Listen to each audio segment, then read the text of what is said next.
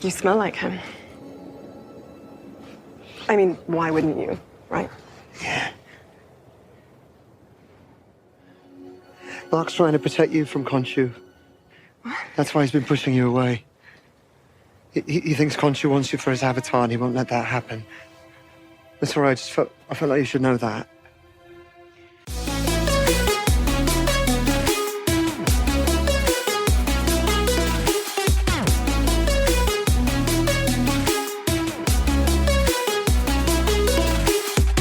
Hey, I'm Derek. And I'm Noah, and you're listening to A Bite of, where we take our current favorite pop culture obsession and enjoy it one nibble at a time. Yay, episode 4. We're almost through Moon Night. The phases of the moon are almost complete to a full moon. And that's it. 2/3 of the way through the 6-part event. Yeah, event. You can't forget, it is a Marvel 6-part event, not a second season coming or anything that we know of, so yay. This ain't a Loki situation, people. No, it's a WandaVision situation. I saw something that apparently for the Emmys, they're putting it in as a series, like as a... limited series, right? No, not a limited series, as an actual show, because it has 2 seasons and not a limited series. What does Loki? Loki. Oh, yeah. I thought you were talking about Moon Knight. I was like, that doesn't make sense because, or I guess my understanding of event is wrong. An event is completely different than either of those 2 things, so it fits in no category, apparently. Well, speaking of fitting in, what?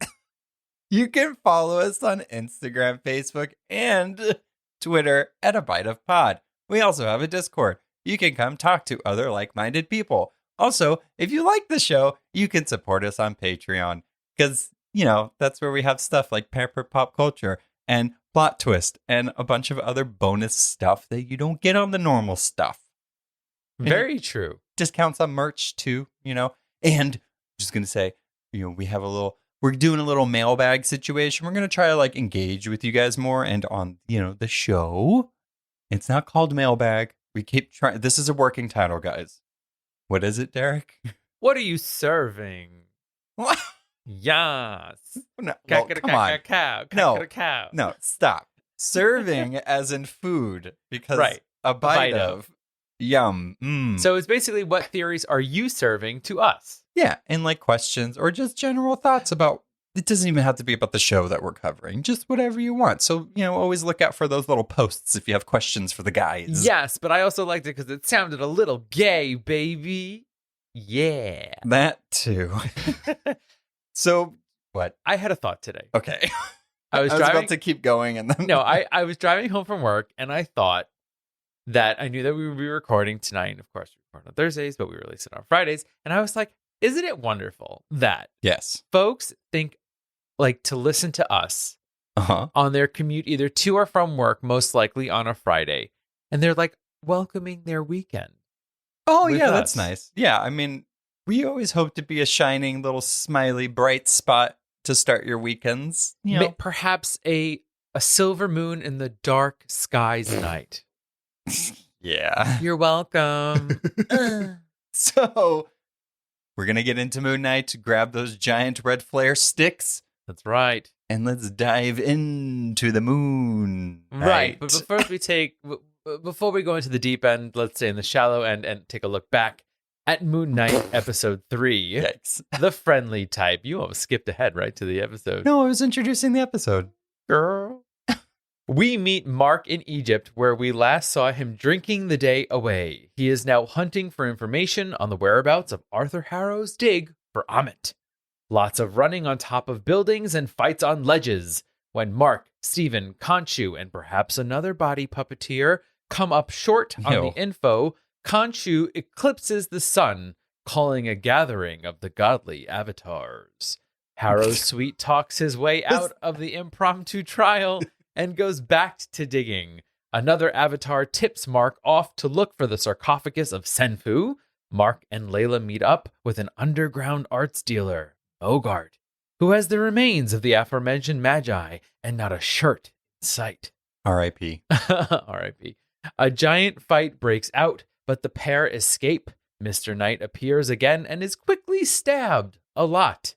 They head to the desert. Stephen puts the map of the stars together. Khonshu turned back time while the appearance of the sky, and Layla finds the correlating constellation. By pulling another sky magic act, Khonshu is trapped by the gods in a small statue for his indiscretion. Yay. That was the last episode. It set up a lot. Action-packed. Yeah, it set up a lot. And I also, again, feel terrible for all the people that are in the MCU. Or maybe not. Maybe it's just normal. Whatever. They've been blipped. They've seen gods come into the sky. They've seen aliens come out of the sky. They've seen a lot. You know what's interesting? The blip hasn't been mentioned once in this entire property. I welcome it. We need a break from some of the stuff. The one thing I'm loving about the show so far is that it shows that it can stand on its own without really having to do with some of the other stuff that's happened in the MCU. It's probably going to set up other stuff because this is an MCU property, but so far it feels very self-contained. A little too self-contained, but it's self-contained nonetheless. It's an event. Yeah. So the event just lives on its own, apparently. Let us officially take a bite of Moon Knight Episode 4, The Tomb. Yay, tomb rating. So Moon Knight Episode 4 opens by picking up from the cliffhanger episode in Episode 3, in which the moon god Khonshu was imprisoned in a statue for helping Marc, Spectre, and Layla chart a path to Amit's tomb. Derek just told us. We see one of the Egyptian god avatars take Khonshu's statue to a room inside the Great Pyramid and place it on a shelf alongside dozens of other statues, presumably also serve as prisons for other Marvel deities. I think it would be hilarious if Gore the God Butcher makes his entrance into the MCU by just walking into that room and just cat knocking all of those things off the shelf, and that's how he got the name Gore the God Butcher. I think it's an interesting theory that it's gods outside of Egyptian gods. Yeah, I mean, yeah, I would assume it would be. I mean, there's a lot of Egyptian gods. There's in a lot of cultures, but I would assume it'd be just for Egyptian gods. What if, well, right, exactly. Yeah, that's what I think. Because there's a lot. Yeah. So I guess we'll see. So now we get into some tombing. So tomb-like. It is really cool to see how Layla can kind of not hold her own. I feel like that's a really kind of push aside way of saying that she's a badass. But Marc is comatose at this point, and Layla pretty much saves his ass while there's Harrow henchmen. That's hard to say. Harrow henchmen coming after her. You know, one of the things that I'm like getting philosophical about, I'm like, so wait a minute. So Amit doesn't want people to do evil things. That's why she wants to kill them before they do evil things. Yet the Amit henchmen, Harrow henchmen, could just go out and start shooting people.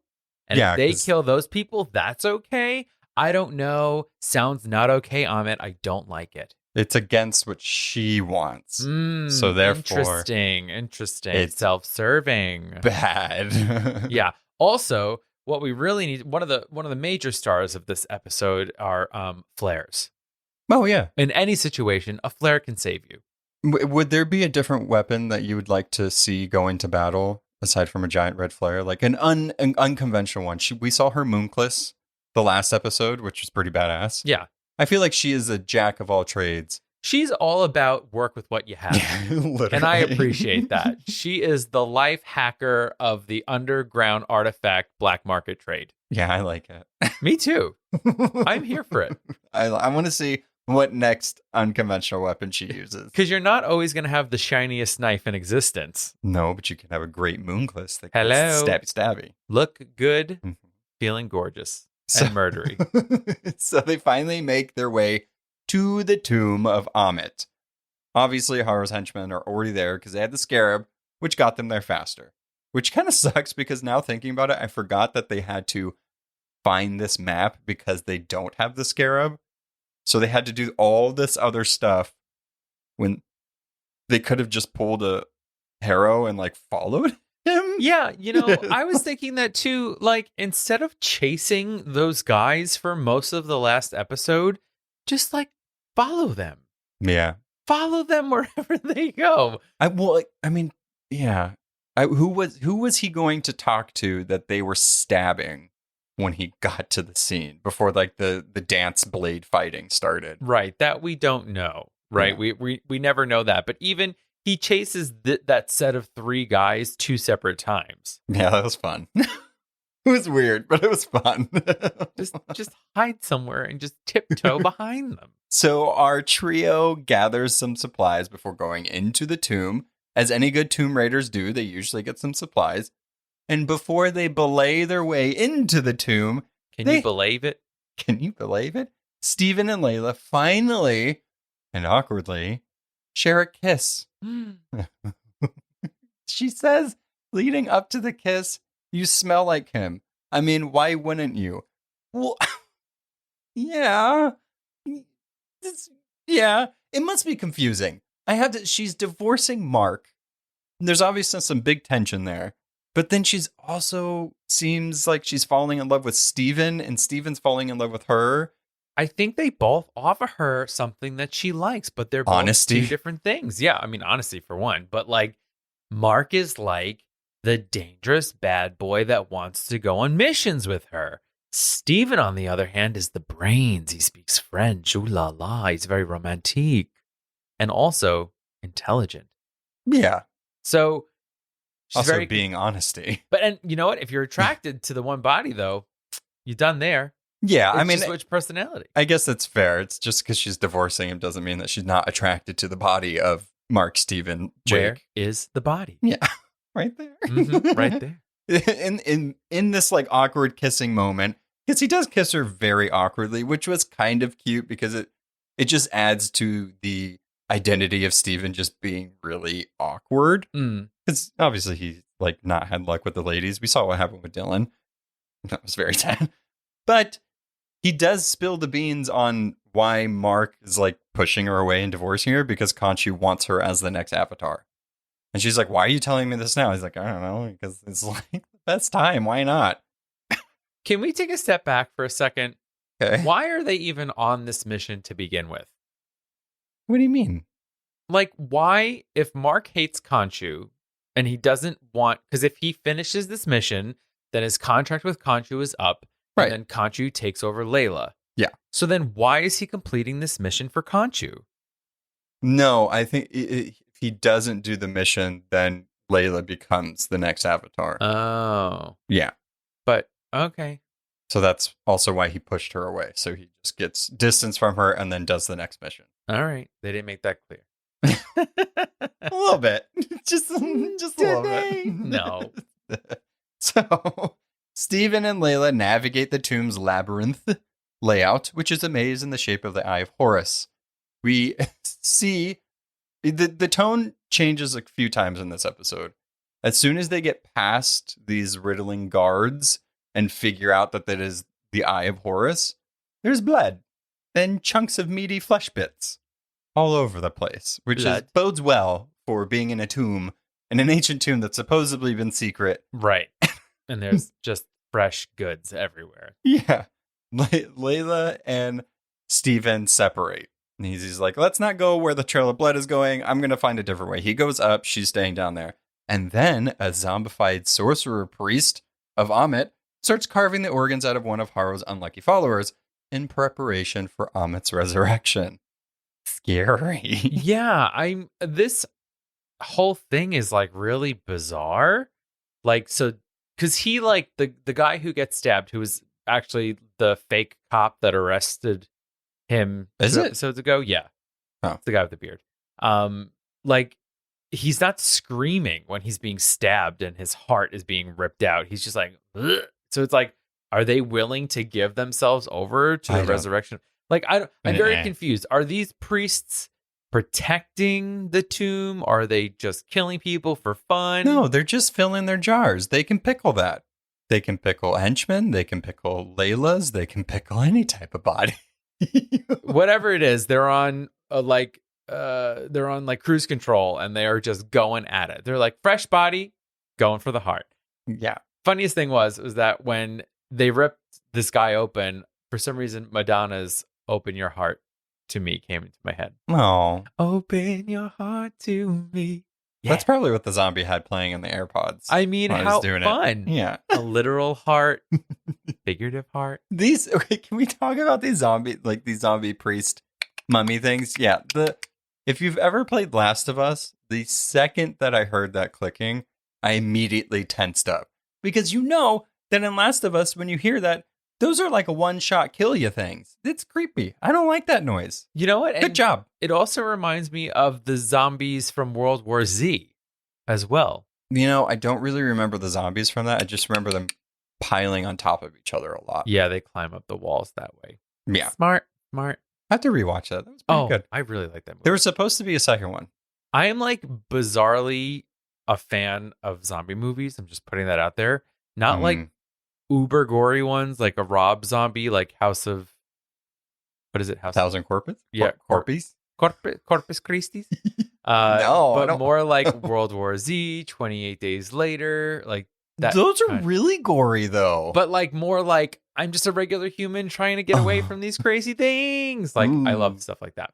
I feel like 28 Days Later is one. It like spearheaded the whole like there's an apocalypse happening with like man-eating things. Yeah, but the humans are the assholes because that's what most of 28 Days Later like happens. Yeah, and that was kind of the birth of like Walking Dead and stuff. I love that movie so much. Cillian Murphy. Oh, God. We watched a Korean movie probably in the middle of the pandemic that was about zombies that was pretty good. Do you remember that? It was like the slacker guy in the high rise and the girl across the way. And then like they had to get together. Oh, it was zombies. Yeah, they were in an apartment building. Crap, what was that? I feel like it had like a one-word title. It was good. Zombie. Yeah, that was really good. I actually like that one a lot. Man, I can't remember. And we never actually finished the Korean series. All of Us Are Dead. All of Us Are Dead. We didn't finish that. Yeah, that was really good too. We need to start watching. We like started watching that before we moved, so I think it just kind of got lost in the shuffle. But then we watched all of Lizzo's Big Girls. Hey, that was so good and easily bingeable. Okay, let's hear it for the Big Girls. If you haven't watched it on Amazon Prime, highly recommend. Yeah. So so I kind of felt this way, but I wasn't too sure. There are definitely like Indiana Jones vibes for this one. Yeah. But more Tomb Raider-y for me, because Tomb Raider had more of the supernatural element to tomb raiding than Indiana Jones did. Yeah. But they both kind of, I felt like there was moments of both, and then also Goonies. The Mummy. Oh, yeah. Also, I can't forget that. What did we just watch? Oh, Jungle Cruise? It has the feeling of like the ending part of Jungle Cruise. Oh, yeah. I mean, like, that's kind of what I was like saying. I think I was saying it last week. Like, some of this event, I'm going to call it a series, this event. You can't call it a series. It just has like some tropes in it that like, I love.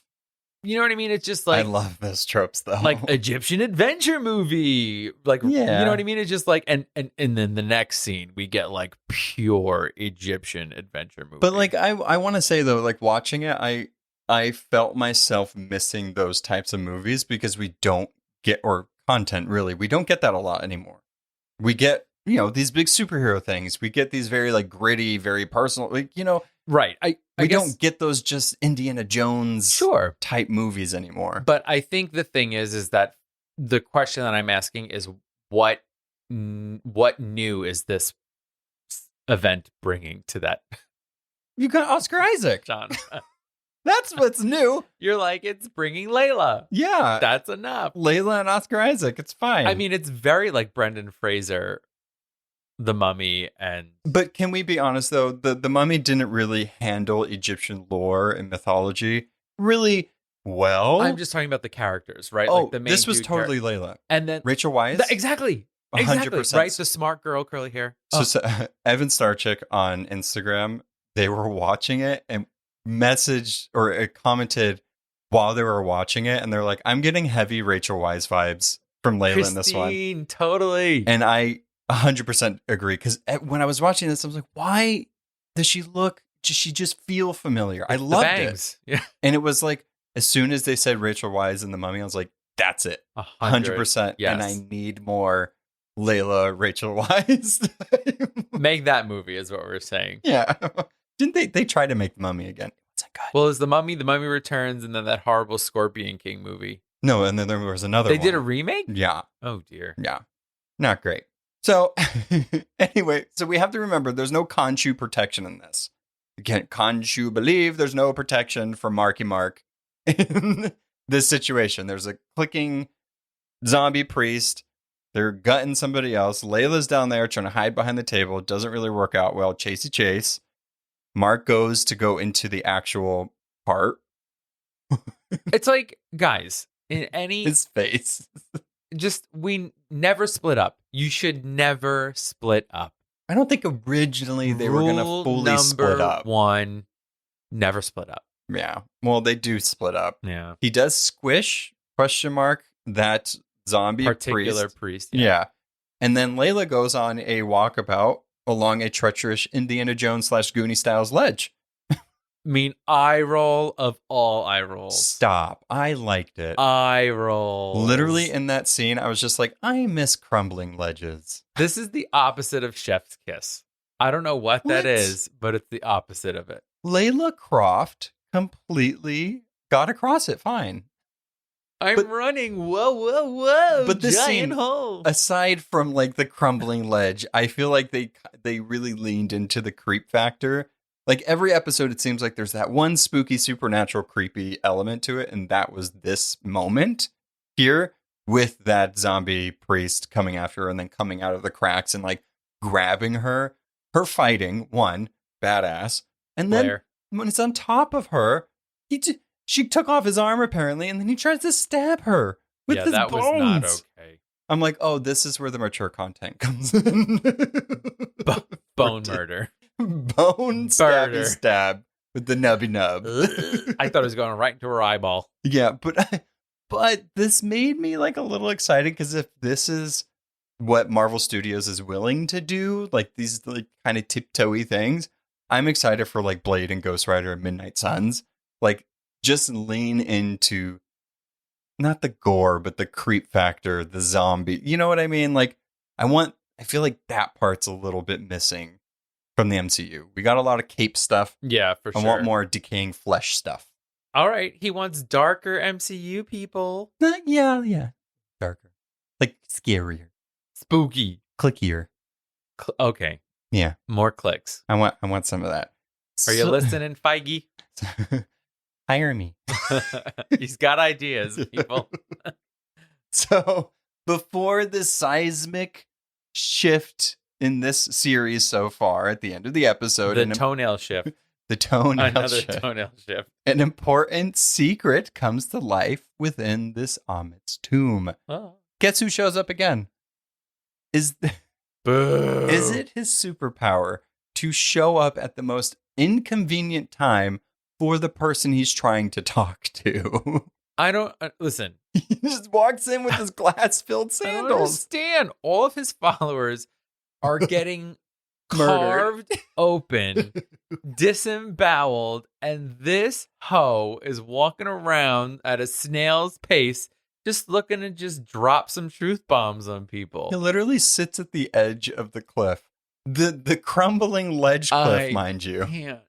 I can't. So serious hat on for a second, because this is a big part as far as the story goes. Yeah. And we can make fun of him after, because there's plenty of more weird horror stuff coming up. Oh my god. It's horrible. I love it. Got him. Yeah. Dog. There's a dog barking. Be quiet. Our next door neighbor.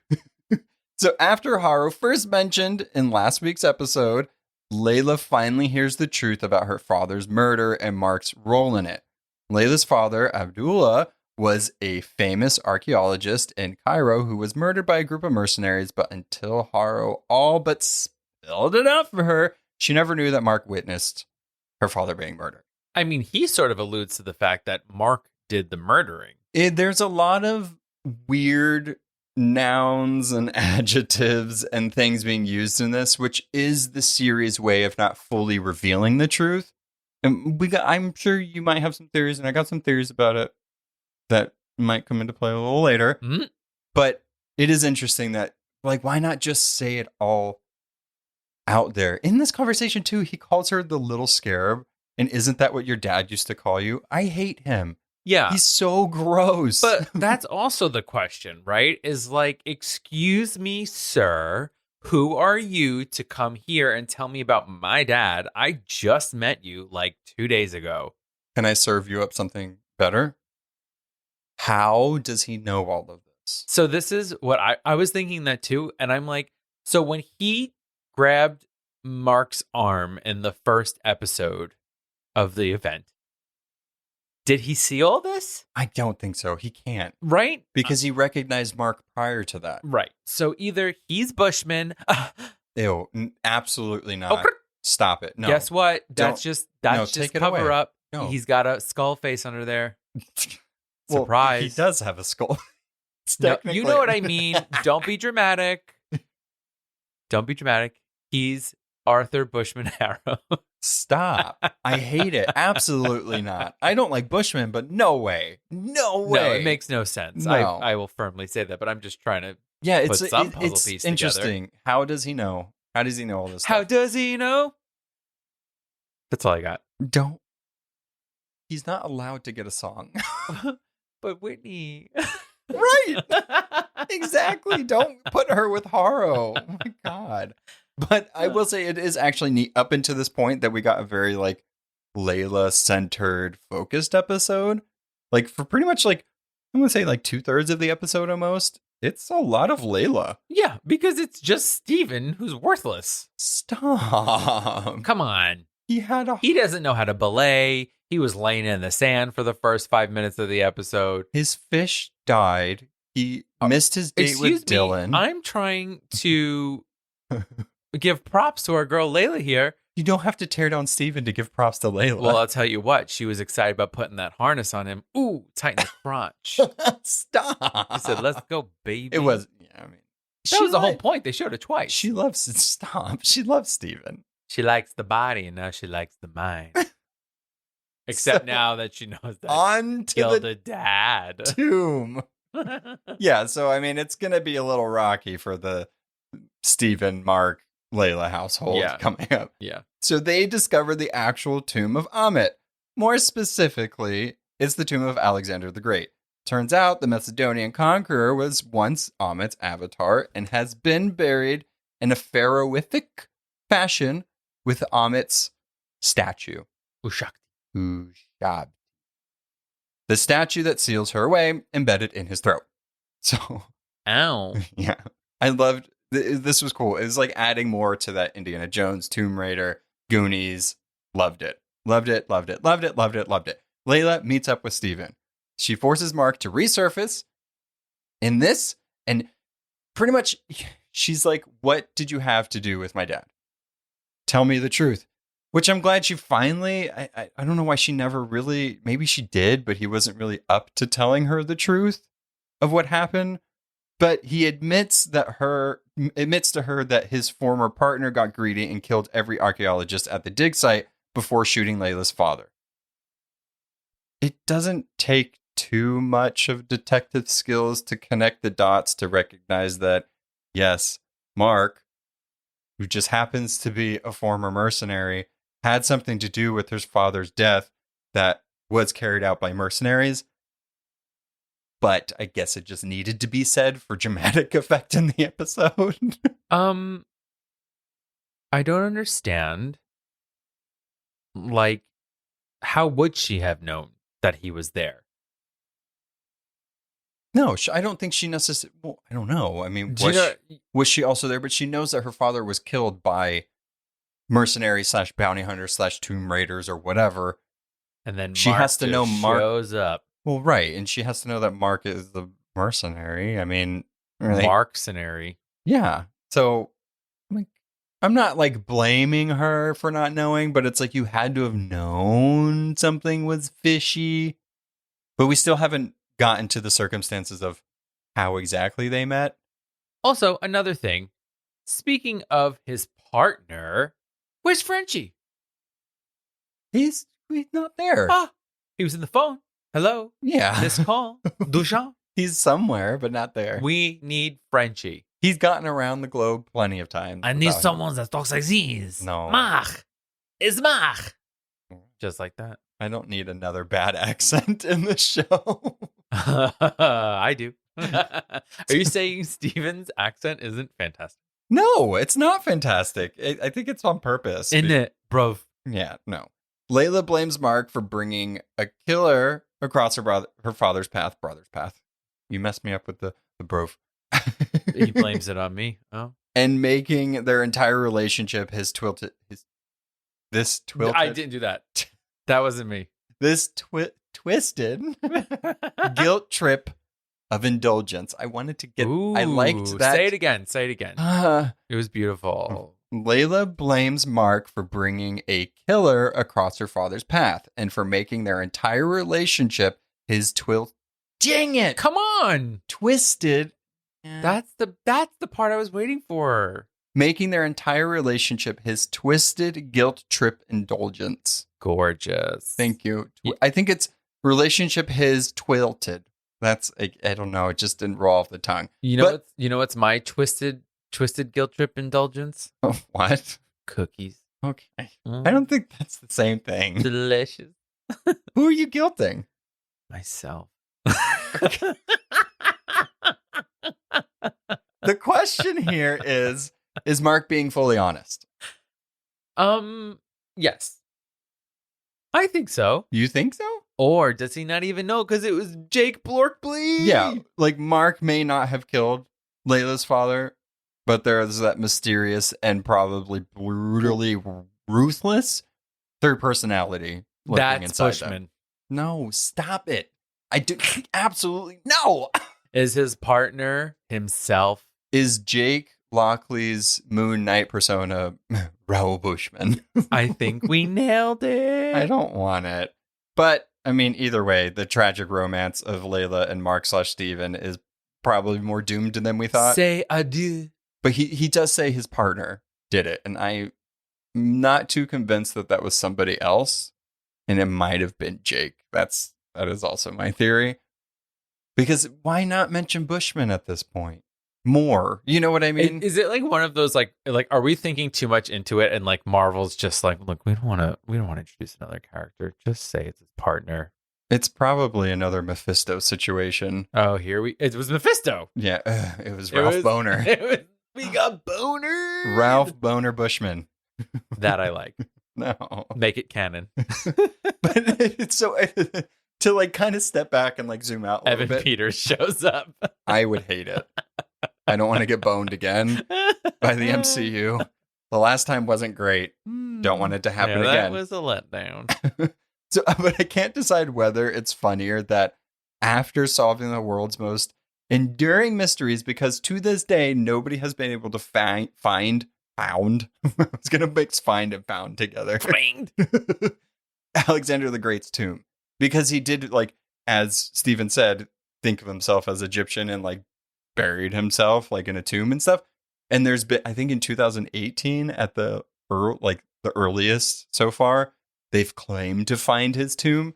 But every single thing, the evidence pointed to not it actually being Alexander the Great. So his tomb is just out there somewhere. Moon Knight found it. We just need to find a scarab and or a map and change back the sky 2,000 years. Yeah. A lot of things have to happen, but I do agree that it's fun that they kind of took this like real world mystery and put it in here. Yeah. I mean, taking care of that Egyptian mythology with a fine-tooth comb. Yeah, I said care already. I know. I saw you being like, no. But so like the thing that I thought was funny in this scene is that the pseudo historian Stephen almost immediately defaces this legendary figure. And also the antiquities dealer, Layla, doesn't even acknowledge the presence of Alexander's corpse. She's pretty furious right now. It's just like, tell me about my dad. Which I get, but it's also like, guys, Alexander the Great, tomb, Amit. These are riches. You could be rich and make the discovery and be in the textbooks, but you are fighting instead of Who was that? I don't know. I've never done that voice before. You haven't. I'm very confused. Welcome to the table. Voice number 845. Yeah. So when Harrow comes to take Amit's Ushabti from Marc and Layla, Marc tries to fight his way out with a sick golden axe. Ooh, I love this I loved axe. it. Only to have Harrow pull a gun and shoot him twice, Meh. seemingly fatally. Is he dead or not? Floating into the Yeah. abyss. Marc/Steven plunges into the tomb standing water, entering a dreamlike state that appears to signify his transition into the afterlife. Goodbye. I love visuals that have something transitioning into like another plane. I just like, I'm here for like, I know he wasn't really in water and he was like on wires and floating. I just love it. It's just visually appealing. I It remember- goes with the tone. Yeah, when we first watched it, I was very confused because I was like, that was a puddle not 3 minutes ago. And now he's floating, he's falling so deeply into it that it's an ocean. And then I was like, wait a minute. It's like poetic. Yeah, the show's weird. It's gotten weirder and it's getting to the weirdest. Which is, I mean, my favorite part. Oh, I thought you were going to say witches. Possibly. Maybe witches Yeah. also. The aspect ratio has taken on a boxy 4x3 dimension. WandaVision, is that you? WandaVision. Yeah, I got flashbacks. Stephen Grant, the Doom Buster, is on the screen. Yeah. Yeah, it was funny though, because obviously when you're watching it, you're like, wait, what? And I'm like, whoa, Marvel took a turn on the budget. I was like, this looks Oh, yeah. terrible. Well, it's just like WandaVision. It was very like, ugh. Yeah, jarring. Yeah, it would change it on you, and in the middle of episodes too. It would just, very much like this one did, because again, that toenail seismic shift Toenail shift. is happening. Marc wakes up in a very different reality, one where every character and plot point from Moon Knight are apparently disillusions of Mark Spector's mind, drawn from the mental institution where he is a patient. Dun, dun, dun. Twist, twist, twist. Yeah, I want to see if I got them all. I just want to list them Mm. and see if I got them all. Call them out, people in the audience, if I didn't get one. Get your checklist out. You know you have one. We see Golden Guy Crowley, the bingo caller. Mhm. We see Donna, Steven's mean boss at the museum. She's cradling a plush little scarab. Another woman draws a photo of a bird with Khonshu's skull face, which is a bird. Skullbird. I said that weird. We see a goldfish, R.I.P. Gus/Russ, whichever one it is, just like Steven's dead goldfish. Layla is there too, another patient he's bonded with. She's putting drawings and photos up on a board. Is that, I'm just calling this out, wild theory, is that Doctor Strange's Eye of Agamotto on the boards, or is it like the Eye of Horus? I don't know. There's also a bunch of photos that look kind of like postcards. Mm-hmm. His mom. Is Layla his mom? Ultimate twist. Ew. You kissed your mom. Ew. I don't like it. You married your mom. Marc/Steven is clutching to a Moon Knight action figure. It looks a little homemade, Orderlies who look like Harrow's FBI henchies. Cupcakes, just like the van. Aw. And I think I got most of them. I mean, Harrow's in there. But then one of like the callbacks to the episode or earlier episodes is Steven/Marc tied to his wheelchair, just like how he would restrain himself in the bed. Yes. I think I got them all. Audience. Yeah, and then once he goes into the office There's all the artifacts. and the painting on the wall of the nondescript European yeah. village. Yeah. But like as far as people, I think I got them all. I don't think there's been anybody else in the show. Except for Mogart, but I don't think. No, he wasn't there. Yeah. Hmm. So anyway, most importantly, and I put that in kind of like, Marc's doctor is Aurthur Harrow. Boo. Complete with his trademark cane, glass-filled sandals, and the painting of the nondescript, I was going to say Egyptian, European village. And with added bonus mustache. And glasses. I hate it. He looks like the boss from Office Space. Totally. Yes. I really, I never had feelings about Ethan Hawke in any way. I don't really even know if I saw anything with Ethan Hawke in it. And like now that I've seen him in this and he's like two different versions of a character. I think I don't like Ethan Hawke. That's what I was saying. I know. Like, as soon as I told you, like, who was in Moon Knight, and I was like, I can't believe they put Ethan Hawke. I like Ethan Hawke. I think he's a fine actor. Whatever. He's good. It's just almost everything he's been in. I'm like, I don't think I like you. Not necessarily your character. There's something about you that I don't like. Whatever essence of Hawke he brings to the characters is just not likable. I do want to say, and you'll definitely disagree with me on this, but I think this is his best character he's done. I like his villain because I don't like him. Do you want to hear my thought? Sure. Totally opposite. This is the worst villain in the MCU ever. Wow. Yes. No. Okay, Disney Plus shows. Worst one. Okay. Well, okay. I'll give. Yeah. Like, I will withhold my full judgment, but so far, like most of the event through, I agree. right? He is creepy, and I do think he's like, He walks and talks. That's all he does. yeah. I mean, he throws those like insults, and he's very creepy. But other than that, like he hasn't done much. Exactly. That's my problem. Yeah, but and it's weird because it's like Agatha was like the villain of WandaVision the whole time, but it was cool to kind of see what was going to happen. You didn't know. Right. And then she ended up being a really cool. So you know what? I'm going to withhold to see what happens. Maybe he's just going to get like one-shotted when Amit comes out. She's like, thanks, bitch. And he's dead. Perhaps. So, But for wait this to be our see. main villain, it's lackluster. Yeah, It's I guess okay. we'll You wait. can agree with me. No, but like, You I can don't agree know. with me. Just agree with me. I've been wrong. Just say you're right, Derek. No, I've been wrong in these situations before, and it's not with you. It's with myself. Like, I don't want to be like, yeah, he's the worst one until I see it all the way through. So I'm just gonna wait. Okay. 2 weeks from now, I want to revisit this conversation, Okay, write it somewhere because I'll forget. and I want you to either say, I actually thought he was fantastic and one of the best, or Derek, you were right. That's a ridiculous meter to go on. That's what I'm giving you. I'm not gonna say he's the best because I know for Okay, but I fact. want you to say, Derek, you were right. That's my hope. I would love if that would happen. We'll see. The first time ever recorded on this podcast. Exactly. I want it recorded. So, with all of this and with all the things that we've seen in the prior episodes, obviously it could be one or the other. But the big question here is this really happening? Or is what we've been watching what's really happening? I feel like it might be both. Both might really be happening. So at first I thought this was the afterlife, but I think actually that we're in his mind. So you're saying it's like a Jane Doom Patrol situation. This is his underground.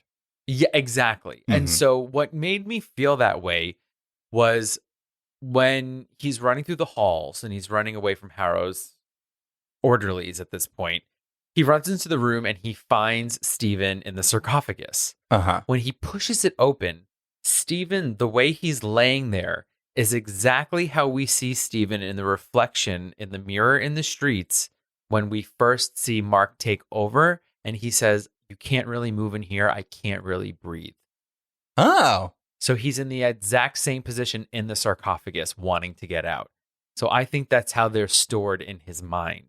When they're not in Maybe. control of the body. Yeah. Well, then, so who's in control of the body right now? Well, the body's dead. What? But how is That's Harrow why there? the dominant personality is never Death. is never in there with them because it's controlling the body. Yeah, maybe. Yeah, it would be an interesting way to do it. I don't know. I mean, I think they're yeah. No, well, it's interesting. This feels like Jeff Lemire It's completely. and Greg Smallwood's 2016 Moon Knight Mhm. because it's literally what he's in a mental institution, and it's like you see old villains and partners, and even the archaeologist's daughter / his Mhm. on again, off again lover also in that asylum. So you see the same thing, or institution. I'm sorry, shouldn't say asylum, but in that same setting. So, and it was like him processing things. So it very much could just be an underground situation. Like, obviously, it's not going to be one of those things where it's like, none of that stuff happened. It's really been all this. Oh, yeah, no, I don't think that either. Never going to be that. Yeah, I agree. But I think now, in the 4th episode, going into the 5th episode, the penultimate episode of the series, I think we're starting to now see what's maybe visually going on inside his mind. Mm-hmm. It's chaotic. It's erratic. It doesn't make sense, but I think that's kind of the point and why they're showing you this part. Yeah, I think it's interesting. I don't know. Maybe it's just an underground situation. But where is the driver's seat? Where is the body? Where is the body? But my white Valentino bag. Wait. But so both of them are out of the sarcophagus. So now what? Well, What's happening? I don't know. Okay. But the end of the episode is the greatest ending of an episode that we've had in a very long time. Yeah, okay, stop. We're not going that far yet. There's a lot that happened before that. Stop it. Jeez Louise. Take me to my favorite part. No, we're almost there. So Marc freaks out over Harrow's attempt to treat him, which I did like this situation with him. And this is why I like Harrow. The reason why I'm kind of going back to their conversation in his office is you can see there's something in Aurthur that does sympathize with Marc, because especially the language he's using. It's not, I mean, most of the time it is talking down to, and it's not really handling, somebody with DID well, especially the language they're using. But he does say, I can help you. It can be treated. You can get help and stuff like that. So it's like, it's interesting. And he seems sincere when he's saying that. I don't know if that means by killing him or letting Amit get out, but I don't know. There's something about him where I'm like, interesting. Was Aurthur the current Moon Knight and in the vicinity when Layla's father was killed, hence why he knows all of this information? And then because we know from, if you listen to her before you watch Moon Knight, you'll know that in the origin story of Moon Knight, that situation happened. Marc got killed, which he has said in the show he was left for dead, and Khonshu resurrects him. So it was like a handoff, like the Moon Knight baton was handed. You know what I mean? Oh, yeah. Or what if Aurthur Harrow was his partner? And then he just doesn't know? Because it was actually Jork Blancbly. No. Mm-hmm. Mm-hmm. But that why didn't he say the name of the partner? Well, because it was Jake. Right. And Jake's partner was Aurthur Harrow. But he knows him as Marc, which is confusing. He knows him as everyone. Everyone. Yes. Look who's back. Whitney. Whitney's back. So, two Whitneys in one episode. Two Whitneys. Right? So, she sang that, right? I think so. I think she sung it, but I don't know if it's her song. All right. That's fine. Just like her most famous song isn't necessarily her song. But, Whitney Houston. Yeah. Okay, good. We're looked it up. I looked it up. I'm just saying Whitney Houston. We're good. As I'm Googling right now. Right, so after he gets out of the office with Aurthur, the moment where he does find Steven and the sarcophagus and they hug. They love each other. It was nice. And then it was kind of like heartbreaking also for the first thing that Marc asked Steven. He asks him about what had happened. Like, what's the last thing you remember? And he's like, oh, he shot us. So he's getting confirmation that he's like, oh, so that was real. This is real. I got it. Okay, so like we can work together. So I'm not crazy. They hugged. Yeah. No, I agree. It was a really great moment. And it was kind of fun to see them both on the screen at the same time. What's better than one Oscar Isaac? Two. What's better than one Oscar Isaac and his brother playing his body double? Is that true? Mike Hernandez. That's fun. He's actually, it came out like when this episode aired because a lot of people were like, how did you get both of them like pretty much literally in the scene together? Right. It's his brother. Hugging. In every scene where like there's like a reflection or whatever of Marc. His brother is telling him the lines in an earpiece. He's literally been training with him this entire time. So that way, when he's in, like, actually being a double for him, he acts just like him. And they put prosthetics on him to make his body look like Oscar Isaac. That's so cool. crazy. I love stuff like that. It's really cool. I like when like really famous siblings are like, come on, other sibling, let's do this together and then you can make lots of money too. Yeah, so shout out to Mike Hernandez, Oscar Isaac's brother. That's baller. For being Steven or Marc in Or this both. situation. Or it's both. He was the one that actually did both takes. Oscar needs a break. He doesn't need it. But we do see that mysterious third sarcophagi. Shaking. It is upright. It is red. If you notice, Stevens's sarcophagus was kind of like a neutral palette. He was wearing blue when he came out. Yeah, and his sarcophagus was it was covered in hieroglyphics. Mm-hmm. This red one is a little menacing. Yeah, And very it's angry. Yeah, it's shaking very violently. Yeah. I mean, we can all assume who's probably in there, especially since it's a sarcophagus. And Steven just came out of sarcophagus. So it is another identity. Most likely Jake. Right. But why is it's like so funny though. It's like, why is the MCU keeping like this so secret when we're all going, we know there's a third personality? Well, but think about the mysteries we don't know. The questions that haven't been answered in the show. Who really killed her father? How did he become Moon Knight? Why does Steven not know anything? Who keeps murdering all the bodies? I think they're just adding that extra mystery.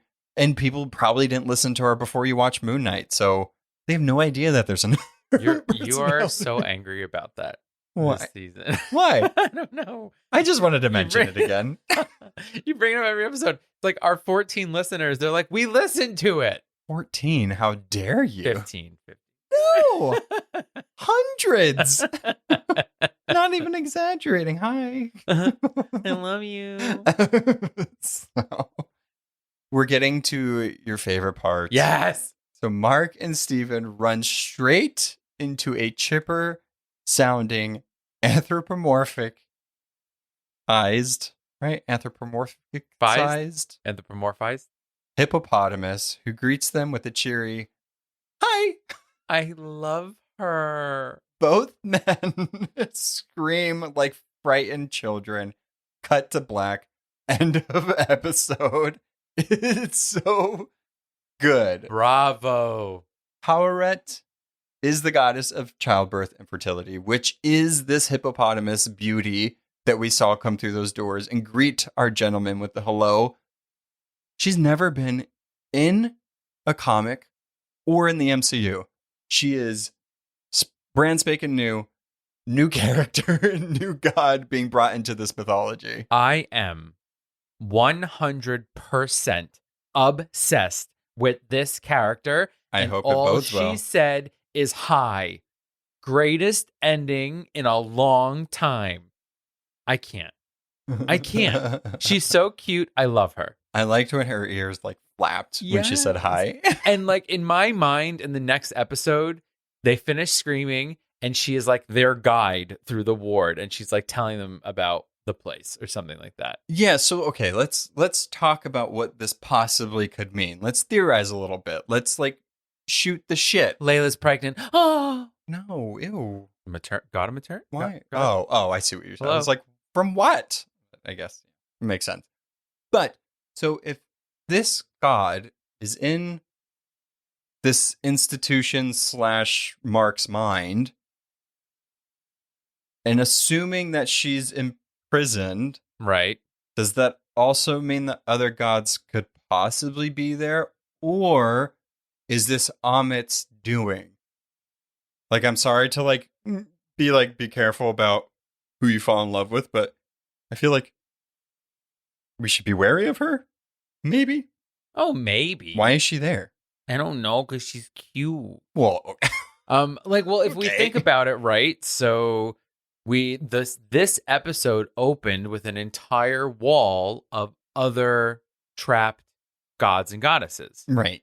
So perhaps in whatever state, so maybe let's go back to the theory that this is the afterlife Mm-hmm. right? Then these gods, this is where they reside when they cannot be in the world with their avatars. Man, that sucks. Yeah, thanks for nothing, freaking Osiris avatar. The thing is, that place is really white. It's Yeah. a Well, lot. right. It's like, what is it? Well, Osiris, I believe, is the god of death, and I think they have a sort of river Styx situation as well. Yeah. But Field yet of there's- Reeds.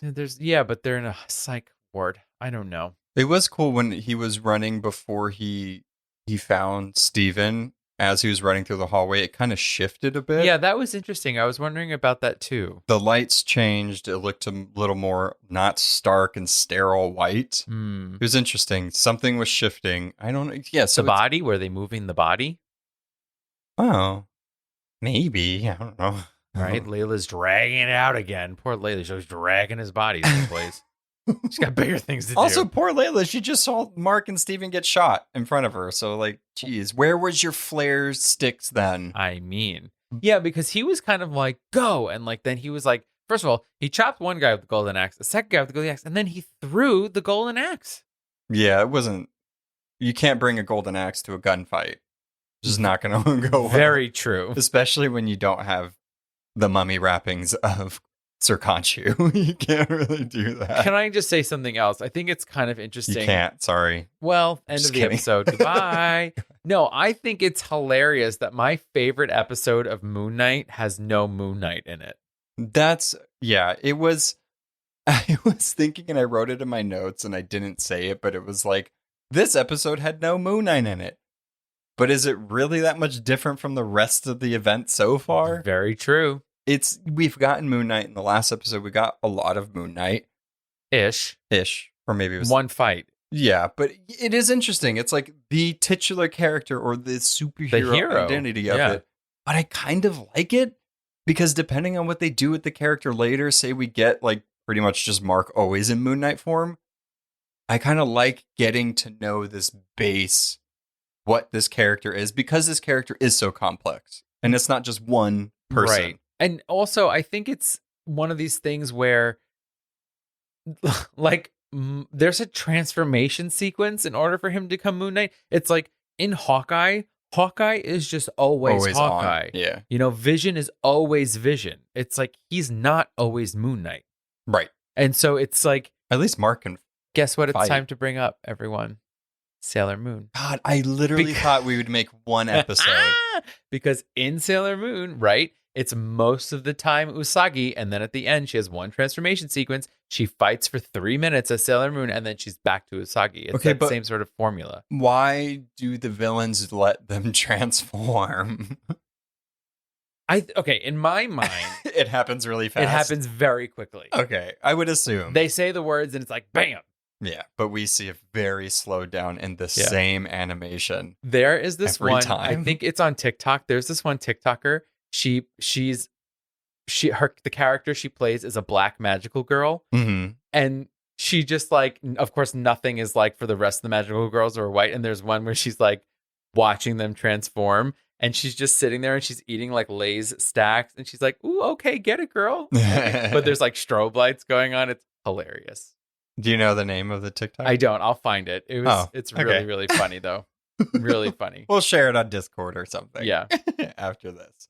All right. I did want to add, can we just put Great Screamer to Oscar Isaac's resume? Because that final moment is just amazing. Him screaming, fantastic. So good. Like full on mouth going like, Yeah. And also this, I think the Steven version of him just screaming, it's great. Her name on TikTok is Bishojo_Asia. Bishojo is BISHOUJO_Asia. Cool. Sailor Bishojo Senshi. Look it up. Sailor I Moon. don't know. He watched Sailor Moon with me the other night, and I think he liked it, but he'll never admit to it. I don't mind it. It just does get very repetitive for me, but that's fine. I didn't grow up with it, so I'm not going to say. I think that's why I like it, though, because it's like very comforting. It's just like, oh, they're going to fight them. They're going to transform. It's beautiful. Oy, okay. That's Anyway. fine. You can like it. It's Of fine. course I can. We have different.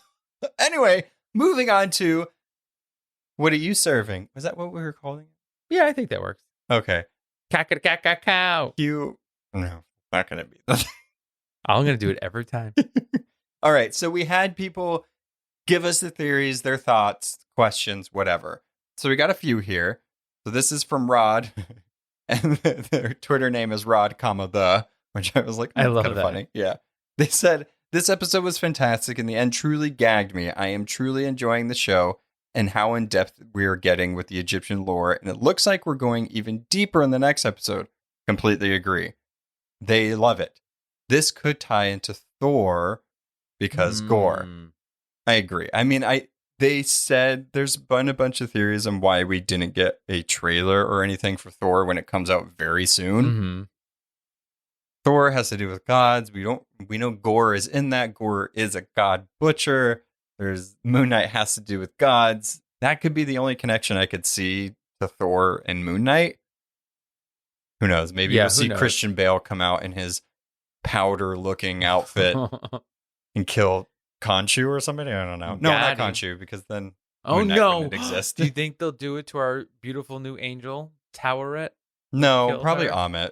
Oh, okay. That works. Right. That's what. So this next one comes from Dark Sea Cret on Twitter, and they said that psych ward conclusion gave me Legion FX vibes. Anybody else? Completely agree. There was a show on FX, and I loved it so much. The first season I liked a little better than the second. It was Legion. It was like an adjacent to the X-Men because Legion is like the future son of Charles, whatever. He is misdiagnosed with schizophrenia, but really he's like a parasitic mutant, meaning that he can keep getting powers, but he also does have like different identities, stuff like that. It was very good because the first like season takes place inside a mental institution. And Aubrey Plaza is also a really big character in that show. But they did such a good job with you not really knowing what was happening the entire time. Because it was mixed with what does his powers actually do? What is he seeing? Are the drugs affecting this? Is Aubrey Plaza really somebody that's plausible? But he was also an unreliable narrator. So it was very good. I would check it out. Do you think that this next episode of Moon Knight is going to completely take place in the psych ward and them trying to get out of it? Or do you think we're going to just pop out of this real quick? I think half of it might because we can't. I just don't see. I mean, maybe. We also don't know the run times of the last two episodes. That's true. The run times got released because the first 4 episodes were screeners for people. Right. So they've all been around like 53 minutes. Right. So we don't know. Maybe they're going to be an hour and it's going to lend a lot of time because 30 minutes inside the mental institution is a lot. Yeah. A lot can happen. So I don't know. I feel like since the future of Moon Knight as of right now is weird and Oscar Isaac doesn't really have a contract with the MC or anything, it's going to be interesting how they wrap this up. You know what I mean? And what the implications are, if there are any. Yeah. But we'll see. So Madison Meester, I hope I'm saying that right, on Instagram, said Overvoid ? Also the Aztec moon god. Go Derek. Yay! I have to say that when we were watching it, I went, that's the god I just covered. Yeah. I was like, oh, I did something good. Yeah. You predicted the future. Yes. Yeah. But also I love that they mentioned the Overvoid. Because could this be a pseudo type of Overvoid? Remember, Overvoid is that extra dimensional plane where like the gods and all that stuff are. Right.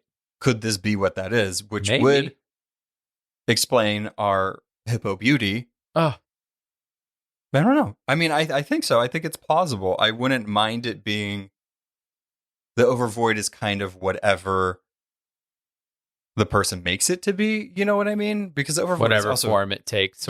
It's very weird and it's very expansive and it's very hard to explain. So it makes sense that this was like Moon Knight's kind of area in the Overvoid because he's connected to Khonshu. I don't know. I like that though. Yeah, I think we have some good theories here, and it's so interesting. It's like this show in particular. I'm sorry, this event has been so you can say show has been so all over the place. It's like almost unpredictable at this point, Mm-hmm. especially with these last 15 minutes. It's just like mind blowing. Yeah, And because we don't know. There's been nothing else tying it to the MCU Right. except for like billboards or like kind of just knowing that Mhm. it's in the MCU. But yeah, And I think just even in the look of this episode, they did a really good job of us like going down deep into a dark, dark, dark tomb, and it got so dark. And then in the last moments, it's Dark stark white. white. yeah. That And was really great. We have one final question. Ooh, So this is from Ian Locke on Twitter. And they said, is it too late for Jake Lockley to make a meaningful impact if he even does show up on the show? Your name is Ian Locke, and you're asking about Jake Lockley. Are you Jake Lockley? are you trying to have a meaningful impact? You're right. But I think that's a stellar question. And I feel like what Ian's alluding to is that like maybe it is too late. And I kind of agree. I do mostly agree. I don't if Jake is the one that did kill Layla's father. Because then that would make sense on why that identity is kind of locked away, mostly because Mhm. it seems like they like to murder a lot of people. That's like their only job. Right, which is also a lot. Mhm. So I want to, I don't know, maybe. It depends on if Jake is introduced, in what way It's right. are they introduced. If it's like, I think I mentioned this like 2 episodes ago, where it's like, oh, if we get like an episode where they spend like 5 or 10 minutes of like filling in the gaps Right. of those blackouts, and it's like, okay, I guess. But that's the thing. It's like, even just think of us, right? It's like we're all pretty much 98% certain that it's Jake Lockley. And then it's going to be Jake Lockley. And we're going to be like, oh, yeah, it was Jake Lockley. Like, you know what I mean? It's like the surprise isn't there. Unless Yeah. it's not Jake Lockley at all. And it literally is Bushman or something like that. Do you know what I mean? Like, Ew. do you know, like, unless they completely flip the script on us, it's just going to be like, oh, yeah, there he is. Okay, we got it. Yeah, I mean, I have faith in them. I feel like the twists, or at least the mystery, has been good so far. Because I don't know. And I'm not saying the mystery isn't good if I know, you know, but it's, I can't even really think of a situation where it's like, why? Why are you hiding this? So, I don't know. I feel like it's going to be pretty good. Mm, I'm hoping. I'm holding out for cabbie driver Jake Lockley. We'll see. I guess so. But- Yeah, he might have like a smart mouth or something. We'll see. He has to. I really hope he has like a really bad New York accent. That's what I was thinking, like a Brooklyn accent, Yeah. right? From back in the day. That Yeah. would be phenomenal. Yeah. Okay. But thank you for your questions and theories and just thoughts. Yeah, that was really nice. Loved it. You know, look for the post, the episode. Look for the post for next week's episode if you want to share a little Thank something. you for serving that up. Yeah, you served us some great morsels of stuff, Nibbles. and we took a bit of it, Yeah, bite of it. there you go. Just go. Guys, I'm falling asleep. Whoopsies. On to the special segment. All right. Talking to the gods of the moon. Nah, that was my crooner voice. That went low. I know. Well, I've noticed I've been cracking every time, so I just went low. Especially when Stay it's in this your late. range. My God. Like many of our moon god stories, this one starts with love. Chung Ah and her husband, the principal archer Ho Yi, were immortals that lived in the heavens. Aren't they all? Well, you'll see. The Jade Emperor, aka the grandfather of all the gods in Chinese mythology, had 10 sons, Ew. SONS, that Oh. one day turned themselves into 10 sons, SUNS. I don't. Why? These 10 jerks went to Earth and started burning up humanity. Wait, 10 sons? 10 sons? Yes, so his 10 sons, SONS, turned themselves into 10 sons, SUNS. Oh, I got them flipped. I thought this. Yeah, I got it. I thought yeah. Yeah. Go ahead. So then when they were sons, SUNS, they went to Earth and just started melting everyone and turning them to ash. So seeing what his sons were doing, the Jade Emperor sent Ho Yi to Earth to stop them. The Master Archer shot 9 of the sons, killing them, but leaving 1 alive so humans could benefit from its warmth. Furious that he killed 9 of his 10 sons, the Jade Emperor banished Ho Yi and his wife Chung Ah to Earth to live as mortals. What? Okay. So it's like he like sent them to take care of it, but he didn't want them to kill. What did them. you want to do? They're burning balls of suns. Hello? I don't know. He shot them down. He was not happy. But who else wasn't happy that they were immortal? Chung Ah. She was actually devastated. So in response, Ho Yi finds an elixir of immortality. Chung Ah drinks the whole thing herself, and because she was banished from the heavens, she couldn't be immortal in the heavens any longer. So her body started to rise up, and she ends up living on the moon. There she has her kingdom and lives with a white rabbit that can often be seen on the surface of the heavenly body. You know, that's what I've always seen. People like talk about like the different things that you've seen. I've always seen a rabbit. You've seen the I've never rabbit? seen a face. I've never seen whatever else there is. I've always seen a rabbit. No, not the man in the moon. No, there's a rabbit. It's a rabbit. And Yeah. Chung Ah is up there as well.